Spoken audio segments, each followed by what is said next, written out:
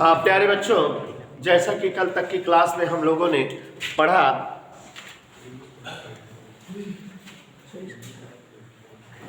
कि पीएन संधि डायोड क्या है। आपको बताया कि कोई एक ऐसा उपकरण जिसमें धारा प्रवाह की दिशा एक ही हो और दो दो इलेक्ट्रोड हो, उसे हम डायोड वाल्व कहते हैं। तो हमारा पीएन संधि माने पीएन जंक्शन में भी दो दो टर्मिनल पी टाइप और एन टाइप है। साथ ही साथ इसमें जो है धारा प्रवाह केवल इसके फॉरवर्ड बायस स्थिति में ही होती है। रिवर्स बायस कंडीशन में पीएन संधि डायोड से धारा नहीं बहती पीएन संधि से। इसलिए पीएन संधि को हम ऐसा समझ सकते हैं कि ये डायोड वाल्व की तरह व्यवहार करता है और इसलिए हम इसे पीएन संधि डायोड कहते हैं। और प्यारे बच्चों, पीएन संधि डायोड ये जो हमारा उपकरण है, पीएन संधि डायोड का इस्तेमाल हम डायोड वाल्व के स्थान पर करते हैं। और पीएन संधि डायोड के बहुत सारे उपयोग हम लोग पढ़ेंगे। और सबसे पहले मैं शुरू करता हूं आपके सामने दिष्टकरण या दिष्टकारी रूप में पीएन संधि डायोड का उपयोग। तो दिष्टकरण रेक्टिफिकेशन क्या होता है, सभी लोग ध्यान से सुनते जाइएगा और वीडियो एक आध बार देख लीजिएगा तो और अच्छे से क्लियर हो जाएगा। ये तो हमारा रिपीट चल ही रहा है। दिष्टकरण रेक्टिफिकेशन, प्यारे बच्चों, प्रत्यावर्ती धारा को दिष्ट धारा में बदलना दिष्टकरण कहलाता है। ऐसा है बच्चों, प्रत्यावर्ती धारा वह धारा होती है जो धनात्मक दिशा में चक्रण के साथ साथ ऋणात्मक दिशा में भी चक्रण प्रदर्शित करती है। और दिष्ट धारा वह धारा होती है जिसका चक्रण केवल एक सच की धन दिशा के एलांग होता है। तो प्यारे बच्चों, वैसे परसों से हम आपको जो है पढ़ाएंगे प्रत्यावर्ती धारा चैप्टर क्या होता है प्रत्यावर्ती धारा, तो ध्यान दीजिएगा। तो यहाँ और नोट्स मेरे पास है, नोट्स भेज देंगे, लिख लीजिएगा, आराम समझा देंगे, यहाँ पे समय बच जाएगा। तो देखो जरा, दिष्टकरण प्रत्यावर्ती धारा को मीन्स एसी धारा को डीसी धारा में बदलना दिष्टकरण कहलाता है। और इस काम को करने के लिए जिन यंत्रों का प्रयोग किया जाता है वे यंत्र दिष्टकारी कहलाते हैं। मतलब प्रत्यावर्ती धारा को दिष्ट धारा में बदलने वाले यंत्र दिष्टकारी रेक्टिफायर कहलाते हैं। और हमारा पीएन संधि डायोड एसी धारा को डीसी धारा में बदलता है, इसलिए इसे दिष्टकारी कहा जाता है। तो पीएन संधि डायोड को हम दिष्टकारी रूप में प्रयोग करते हैं। लेकिन बच्चों, पीएन संधि डायोड को दिष्टकारी रूप में हम दो प्रकार से प्रयोग करते हैं। मतलब पीएन संधि डायोड दिष्टकारी रूप में दो तरह से होता है। एक बार जब ये जो है प्रत्यावर्ती धारा की केवल आधी तरंग का दिष्टकरण करता है तब, और दूसरी बार वह पीएन संधि डायोड जबकि जो है यह प्रत्यावर्ती धारा की संपूर्ण तरंग का दिष्टकरण करता है। तो यहां बच्चों, पीएन संधि डायोड दिष्टकारी रूप में, मतलब बच्चों दिष्टकारी रूप में पीएन संधि डायोड का किस प्रकार इस्तेमाल करते हैं। दिष्टकारी रूप में पीएन संधि डायोड का किस प्रकार इस्तेमाल करते हैं। तो यहाँ ध्यान दीजिए, पीएन संधि डायोड ये हमारा जो भी है पीएन संधि डायोड दिष्टकारी रूप में इसका जब इस्तेमाल करना होता है तो पीएन संधि डायोड को दो प्रकार से दिष्टकारी रूप में प्रयोग करते हैं। अर्ध तरंग दिष्टकारी, अर्ध तरंग दिष्टकारी और संपूर्ण तरंग दिष्टकारी।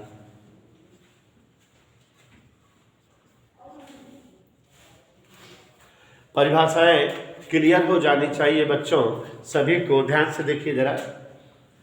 प्रत्यावर्ती धारा को दिष्ट धारा में परिवर्तित करना दिष्टकरण कहलाता है। जिन यंत्रों का उपयोग प्रत्यावर्ती धारा को दिष्ट धारा में बदलने के लिए करते हैं दिष्टकारी कहते हैं। पीएन संधि डायोड को दिष्टकारी रूप में प्रयोग किया जाता है किंतु दो प्रकार से। कभी पीएन संधि डायोड के द्वारा प्रत्यावर्ती धारा की आधी तरंग का दिष्टकरण करते हैं तो इसे पीएन संधि डायोड अर्ध तरंग दिष्टकारी कहा जाता है।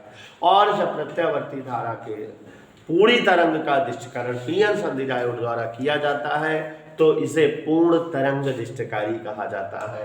तो ये आपके सामने दोनों जो है दिष्टकारी है और हम लोग अब जो है अर्ध तरंग दिष्टकारी का वर्णन करेंगे। प्यारे बच्चों ध्यान से सुनिएगा। प्रत्यावर्ती धारा की आधी तरंग का दिष्टकरण करने हेतु जब पीएन संधि डायोड का प्रयोग किया जाता है तो इसे हम पीएन संधि डायोड अर्ध तरंग दिष्टकारी कहते हैं।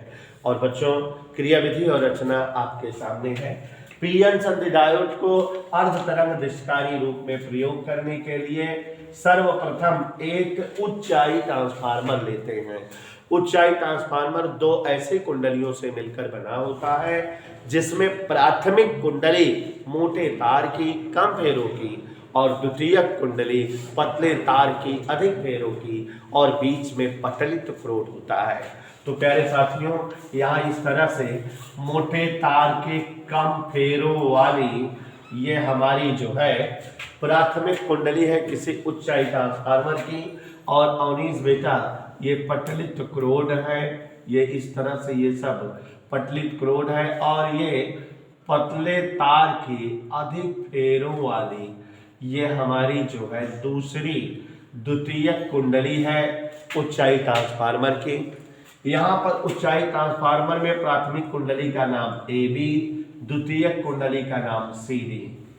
इधर क्लियर। और प्राथमिक कुंडली से हम एक प्रतिरोध जोड़ देते हैं जिसे इनपुट प्रतिरोध RI कहते हैं और इसके सिरों से जो वोल्टता गुजरेगी उसी वोल्टेज को हमें जो है दिष्टकरण करना है। और यहाँ बच्चों एक प्रत्यावर्ती धारा स्रोत जोड़ देते हैं। इस स्रोत से निकली धारा का ही दिष्टकरण करना होता है। चित्र समझ में आ रहा है। प्राथमिक कुंडली से यहाँ एक इनपुट प्रतिरोध जुड़ा है और जहाँ जो है प्रत्यावर्ती धारा स्रोत जुड़ा हुआ है। जब प्रत्यावर्ती धारा इस प्रतिरोध से गुजरती है तो वह वोल्टता प्राप्त होती है जिसका दिष्टकरण करता है। और वो वोल्टता का चित्र यहाँ हम इस तरह से दिखा सकते हैं। ये हमारी प्रत्यावर्ती धारा है, ये इनपुट वोल्टता है। इसी धारा का हमें जो है दिष्टकरण करना है। चित्र साफ साफ बना हुआ है। ये लगातार धारा धीरे धीरे कम होती जाता है आयाम इसका। तो धारा दिखाए हुए हैं। ये कौन सी वोल्टता है? ये इनपुट प्रतिरोध के सिरों पर प्राप्त होगी। ये जो है हमारी प्रत्यावर्ती धारा की इनपुट वोल्टता, वह वोल्टता जिसका दिष्टकरण करना है। अब बच्चों ट्रांसफार्मर की द्वितीयक कुंडली के सिरे C से एक पीएन संधि डायोड जोड़ देते हैं। ये एक पीएन संधि डायोड जोड़ दिए क्योंकि इसी के द्वारा हमको जो है इस धारा का जो यहाँ पर प्रत्यावर्ती धारा हमें प्रत्यावर्ती स्रोत से मिल रही है उसका हमें दिष्टकरण करना है। और दिष्टकरण के बाद जो धारा होगी वो वोल्टेज हमें कहीं किसी प्रतिरोध के सिरों पर ही मिलेगा। प्रतिरोध में जब धारा जाती है, प्रतिरोध R है, धारा I और R मिलकर V बन जाता है। तो वोल्टता हमें इसकी प्राप्त हो तो यहाँ हम एक लोड प्रतिरोध RL ले लेते हैं और जिसे इस जो है पीएन संधि डायोड और द्वितीयक कुंडली के मध्य EMN के बीच एक टेप द्वारा चिपका देते हैं। ये लोड प्रतिरोध RL है। इसके सिरों से जो वोल्टता गुजरेगी वही वोल्टता हमें जो है निर्गत वोल्टता के रूप में प्राप्त होगी। इस तरह से इसी की वोल्टता हमें RL के सिरों पर मिलेगी, निर्गत वोल्टता के रूप में प्राप्त होगी। इसकी जो वोल्टता हमें प्राप्त होगी उसे हम यहाँ दिखा देंगे और आपको बता देंगे कि ये आउटपुट वोल्टता है। आपके सामने संरचना तैयार हो गई। एक ऊंचाई ट्रांसफार्मर होता है, जब पीएन संधि डायोड का दृष्टिकरण के रूप में प्रयोग करते हैं तो एक ऊंचाई ट्रांसफार्मर होता है जिसमें प्राथमिक कुंडली ए बी मोटे तार की कम फेरों में और द्वितीय कुंडली। आप चाई ट्रांसफार्मर भी ले सकते हैं, इसको ध्यान दीजिएगा। दोनों कुछ बुक में आप चाई ट्रांसफार्मर बनाया, मानी ट्रांसफार्मर चाहे जो है, हम दोनों ले सकते हैं, ठीक है ना, कंफ्यूज मत होना। तो यहाँ जो है पतले तार की जो है अधिक फेरों वाली कुंडली सीधी द्वितीय कुंडली होती है। प्राथमिक कुंडली के मध्य एक प्रत्यावर्ती धारा स्रोत को इनपुट प्रतिरोध के साथ संबंधित कर देते हैं, जबकि द्वितीय कुंडली में एक पीएन संधि डायोड और एक लोड प्रतिरोध द्वितीय कुंडली के बीच जोड़ देते हैं। अब बच्चों क्रिया विधि में यहाँ समझिए जरा, क्रिया विधि के तहत आप जानिए कैसे क्रिया विधि होती है, किस तरह से दृष्टिकरण होता है इस धारा का। प्रत्यावर्ती धारा जब जो है अपना चक्रण स्टार्ट करती है तो देखो ऊपर की ओर है, तो प्रत्यावर्ती धारा जब जो है अपना पहला धनात्मक चक्रण प्रारंभ करती है तो ये सीधे धीरे धीरे धीरे बढ़ते हुए ऊपर की ओर रहती है, धन दिशा में चक्रण करती है। और जब धीरे धीरे बढ़ते हुए धन दिशा में चक्रण होता है तो इसका मतलब प्राथमिक कुंडली का सिरा ए धनात्मक और सिरा बी ऋणात्मक। अन्योन्य प्रेरण की घटना के कारण द्वितीय कुंडली का सिरा सी धनात्मक और सिरा डी ऋणात्मक होता है। और जब सिरा सी धनात्मक है तो ये जो हमारा पीएन संधि डायोड है, पीएन संधि डायोड का पी टाइप वाला धन से जुड़ गया और एन टाइप वाला ऋण से, और तब ये फॉरवर्ड बायस की स्थिति में हो गया। और जब ये फॉरवर्ड बायस की स्थिति में हो गया तो विद्युत प्रवाह प्रदर्शित करेगा, ये जो है सुचालक हो गया है। तो इसके सिरों से भी धारा बहती हुई प्राप्त होगी और धारा इसी तरह की दिशा में बहेगी, माने धारा जो है लोड प्रतिरोध के सिरों में एम से एन की ओर प्रवाहित होगी। तो यहाँ हमारी प्रत्यावर्ती धारा का पहला आधा चक्र चला, धारा हमारी धन दिशा में प्रवाहित हुई, तो हमारे लोड प्रतिरोध के सिरों पर भी धारा प्राप्त हुई। लोड प्रतिरोध के सिरों में एम से एन की ओर धारा प्राप्त हुई ना, एम से एन की ओर प्राप्त हुई कि नहीं। अब प्रत्यावर्ती धारा का दूसरा आधा चक्कर स्टार्ट होता है और प्रत्यावर्ती धारा ऋण दिशा में चक्रण करने लगती है। और जब प्रत्यावर्ती धारा का ऋण दिशा में चक्रण आरंभ होता है तो ये ऋण दिशा में जब बढ़ती है तो सिरा ए प्राथमिक कुंडली का, ट्रांसफार्मर की प्राथमिक कुंडली का सिरा ए ऋणात्मक और सिरा बी धनात्मक हो जाता है। और इस कंडीशन में अन्योन्य प्रेरण के द्वारा द्वितीय कुंडली का सिरा से ऋणात्मक, सिरा डी धनात्मक। और जब सिरा से ऋणात्मक है हमारे ट्रांसफार्मर के, जब कुंडली सी जो है ऋणात्मक सिरे पर है तो यहाँ पीएन संधि डायोड का पी टाइप वाला ऋण से जुड़ा है, और जब पी टाइप ऋण से जुड़ता है तो ये जो है उत्क्रम अभिनति या रिवर्स बायस बनती है। और रिवर्स बायस बनती है तो इससे कोई धारा प्रवाहित नहीं होती, माने कि इस दौरान यहाँ जो धारा ऐसे ऐसे मिलनी चाहिए थी, यहाँ पर कोई धारा प्रवाहित नहीं हुई। यहाँ हमारे लोड प्रतिरोध के सिर पर कोई धारा हमें नहीं मिली। अब प्रत्यावर्ती धारा का एक चक्कर पूरा हो गया, प्रत्यावर्ती धारा दूसरा चक्कर स्टार्ट की तो फिर वहीं से प्रोसेस स्टार्ट हो गया कि प्रत्यावर्ती धारा जब दूसरा चक्कर आरंभ की तो फिर से सिरा ए धन, सिरा सी धन, सिरा बी ऋण, सिरा डी ऋण, और जब सिरा सी धन तो ये जो है अग्रविनति पर, और इससे धारा प्रवाह यहाँ पर प्राप्त हुआ। जब प्रत्यावर्ती धारा का ऋण चक्रण हुआ तो यहाँ कोई धारा प्राप्त नहीं होगी क्योंकि अब ये उत्क्रम अभिनति पर हो गया। और इस तरह से प्रत्यावर्ती धारा के हर चक्कर में प्रत्यावर्ती धारा तो धन और ऋण दोनों दिशा प्राप्त होगी, लेकिन लोड प्रतिरोध के सिरों पर धारा केवल एक ही दिशा प्राप्त होगी। तो यहाँ लोड प्रतिरोध के सिरों पर धारा केवल एक ही दिशा में प्राप्त हो रही है, और इसलिए ये जो है हमारी कौन सी धारा है, डीसी धारा है। तो अब ये जो है प्रत्यावर्ती वोल्टेज जो आया हुआ है दृष्टिकरण के पूर्व है, दृष्टिकरण नहीं हुआ था तब है, दृष्टिकरण के पूर्व, और ये बेटा दृष्टिकरण के बाद। देखो अब मुझे हमने इस पर थोड़ा सा ध्यान दे करके टाइम देकर इसको समझाया क्योंकि एग्जामेबल है, एग्जाम में आता है, पूछा जाता है, इसलिए इस पर समय दिया। और इसी तरह से बच्चों जब जो है प्रत्यावर्ती धारा, ध्यान से देखिए, प्रत्यावर्ती धारा के संपूर्ण तरंग का दिष्टकरण किया जाता है तो उसे पीएन संधि डायोड संपूर्ण तरंग दिष्टकारी कहते हैं। चित्र एकदम इसी तरह से होता है, रचना क्रिया विधि सेम है। कैसे? जब जो है प्रत्यावर्ती धारा की संपूर्ण तरंग के जो है दिष्टकरण करने के लिए पीएन संधि डायोड का यूज किया जाता है तो सबसे पहले इसी तरह से एक मोटे तार की कम फेरों वाली एक कुंडली ए बी ली जाती है और इस ए बी से, जैसा कि जान रहे हो, एक इनपुट प्रतिरोध और एक प्रत्यावर्ती धारा स्रोत जोड़ दिया जाता है। इसके सिरों पर जो वोल्टता रहेगी वही हमारी इनपुट वोल्टता है। इधर क्लियर? ओके।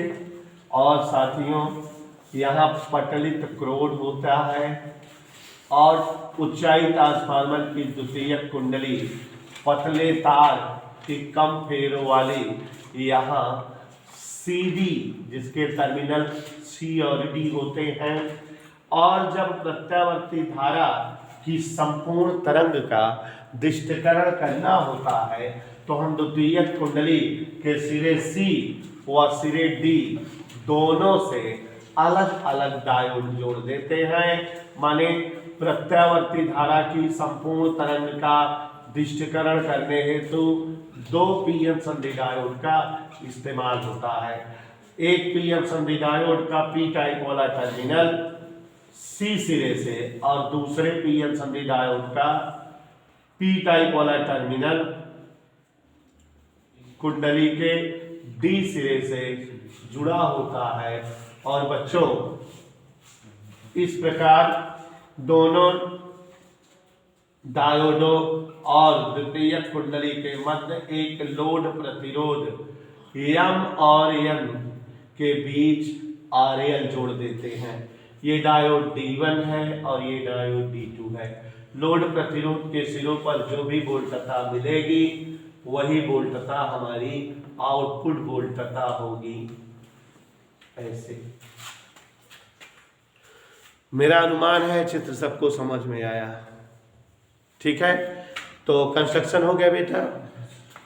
पीएन संधि डायोड का जब जो है पूर्ण तरंग दिष्टकारी रूप में प्रयोग करते हैं तो हम जो है एक प्राथमिक कुंडली ट्रांसफार्मर की, ऊंचाई ट्रांसफार्मर की से जो है एक इनपुट प्रतिरोध और प्रत्यावर्ती धारा स्रोत जिसका दिष्टकरण करना है जोड़ते हैं, जबकि द्वितीयक कुंडली ऊंचाई ट्रांसफार्मर की के सिरे C से डायोड D1 और सिरे D से डायोड D2 जोड़ देते हैं और एक लोड प्रतिरोध दोनों डायोडों और कुंडली के बीच MN टेप के मध्य चिपका देते हैं। हम जानते हैं क्रिया विधि के रूप में कि जो प्रत्यावर्ती धारा हमारी है, प्रत्यावर्ती धारा का चक्रण प्राथमिक कुंडली में आधा चक्रण धन दिशा में होगा, फिर आधा चक्रण ऋण दिशा में, फिर आधा धन, फिर ऋण। इस तरह से हमारी प्रत्यावर्ती धारा चक्रण दिखाती है दिष्टकरण के पूर्व। अभी दिष्टकरण नहीं हुआ है तो धारा हमारी प्रत्यावर्ती हम जान रहे हैं ऐसे ही चलेगी, ऐसे ही प्रत्यावर्ती धारा हमारी प्राप्त होगी।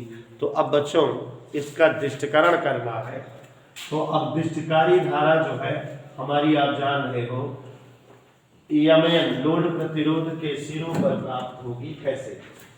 क्रिया विधि समझो जरा, दोनों मैचिंग है, कोई दिक्कत नहीं है।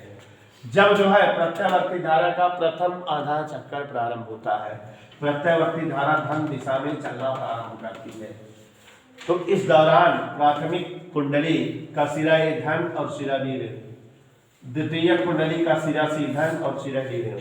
और जब सिरा सी धन है तो पहला वाला डायोड का पी टाइप धन से जुड़े होने के कारण अग्र अभिनति पर हो गया, और ये जब अग्र अभिनति पर हो गया तो इससे धारा प्रवाहित होगी, धारा प्राप्त होगी और लोड प्रतिरोध में धारा M से N की ओर गुजरेगी। लेकिन इस दौरान डायोड D2 चूंकि ऋण से जुड़ा है पी टाइप वाला, पश्च अभिनति पर है, इससे कोई धारा प्रवाहित नहीं होगी। तो यहाँ लोड प्रतिरोध के सिरों पर भी धारा जो है M से N की ओर प्राप्त होगी। इधर क्लियर बेटा, बोलो। और जब बेटा प्रत्यावर्ती धारा का दूसरा आधा चक्र प्रारंभ होता है, प्रत्यावर्ती धारा ऋण चक्रण करती है, तो सिरा ए ऋण और सिरा से ऋण, सिरा बी धन, सिरा डी धन। अब जब ये सिरा से ऋण हो गया तो ये डायोड D1 अब उत्क्रम अभिनति पर हो गया, रिवर्स बायस पर, और इससे कोई धारा प्रवाहित नहीं होगी। लेकिन यहाँ सिरा डी धन है, इसलिए जो दूसरा डायोड D2 है जो अभी तक एक्टिव नहीं था अब एक्टिव हो गया, ये जो है अग्र अभिनति पर हो गया, और इसलिए इससे धारा प्रवाह होगा। और ये धारा जो D2 के कारण बह रही है, यह भी देखो लोड प्रतिरोध में M से N की होती है, मतलब हमारे में धारा वही दिशा में प्राप्त होगी जैसे कि पहले प्राप्त हुई थी। और ये प्रत्यावर्ती धारा का पूरा एक चक्र था जिसमें आधा धन और आधा ऋण में चली, लेकिन हमारे लोड प्रतिरोध के सिरे पर धारा एक ही दिशा में प्राप्त हुई। और यही प्रक्रिया प्रत्यावर्ती धारा के हर चक्कर में होती है, और हमारे लोड प्रतिरोध के सिरों पर धारा एक ही दिशा में प्राप्त होती है। और जब धारा एक ही दिशा में प्राप्त होती है तो ये डीसी धारा है। और बच्चों इस प्रकार जो है हमारे पीएन संधि डायोड का अर्ध तरंग निष्ठकारी और पूर्ण तरंग निष्ठकारी रूप में प्रयोग